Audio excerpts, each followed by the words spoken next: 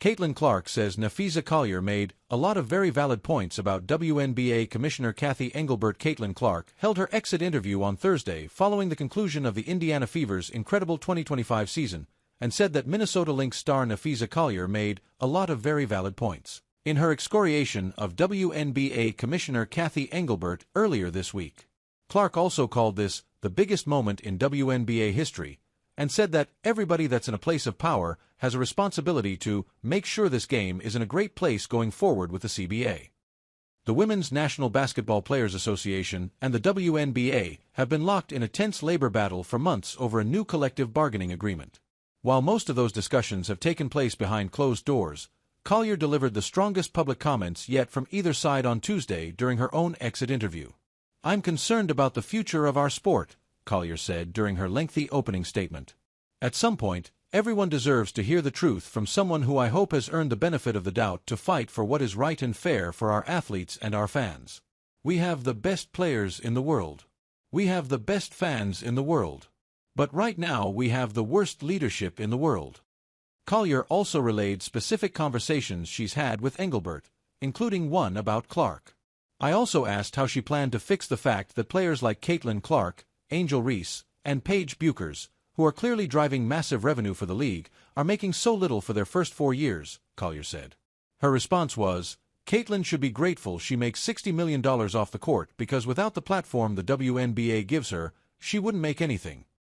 In the initial aftermath of Collier's comments, Fever PR said that Clark had no comment. Engelbert did release a statement in which she said she was disheartened by how Napheesa characterized our conversation and league leadership. On Thursday, Clark, who was limited to 13 games this season due to an array of lower body injuries and has not spoken to the media in months, had her chance to share her thoughts. "Well, I mean, first of all, I have great respect for Fee, and I think she made a lot of very valid points," Clark said about Collier's overall statement.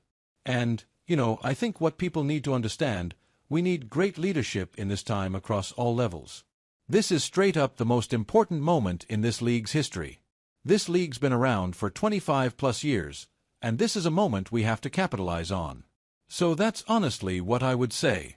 I think Fee said it all with what she said and the points she made." Clark said that she had not heard the story Collier shared about Engelbert allegedly saying Clark should be grateful for the platform the league gives her. Clark added that she has not heard from Engelbert since Collier made her statement. When Clark was asked specifically, "What is great leadership?" she did not give a direct answer about what should happen at the league level, but spoke generally about the importance of relationships. "For me, it's all about relationships. That's the truth, and I know it's really hard to say in professional sports, but whether it's a relationship with your front office, whether it's a relationship with the commissioner of the league, whether it's a relationship with your teammates, that's the most important thing in leadership. Why would my teammates want to listen to me if I didn't have a relationship with them? I think it's the most simple thing. You have to be very intentional about seeking those out and understanding your teammates. Everybody in professional sports comes from different walks of life, and you have to be able to know why they are who they are. I think that's super important and being intentional about that." In her closing comments about the state of the league, Clark said she would do everything she can to make the WNBA a league that young girls are proud to join. "We are in the biggest moment in WNBA history. There's no denying that. Everybody knows that. Everybody that's in a place of power has a true responsibility, and even myself, we have a true responsibility to make sure this game is in a great place going forward with the CBA, and caring for our players and building this league to make sure it's in a great spot for many years to come. You all know I grew up as a huge fan of this league, and I'm going to do everything I can to make this the league that a 5-year-old, a 10-year-old, a 15-year-old, a girl in college is really proud of to come into and to be able to put a WNBA uniform on, and that's what they dream on, and hopefully they can accomplish that goal. Because that's exactly the way I was, and that's really at the end of the day, I hope that's what my legacy can be, is just how I impacted people to be able to maybe want to be in the WNBA, but to really just achieve whatever they want to achieve." The current collective bargaining agreement will expire on October 31.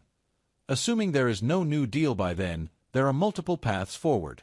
The WNBPA and the league can agree to an extension of the current terms, which they did in 2019. That would allow league business and negotiations to continue. Or, there could be a lockout, at which point all league business would cease and players would be prevented from accessing team facilities. Sophie Cunningham, who also spoke Thursday during the Fever's exit interviews, said the latter is looking more and more likely. "I do know that the league came back and really gave us nothing," Cunningham said. "And so there's a potential lockout because I promise you we are not going to play until they give us what we deserve, and that's kinda where it's headed."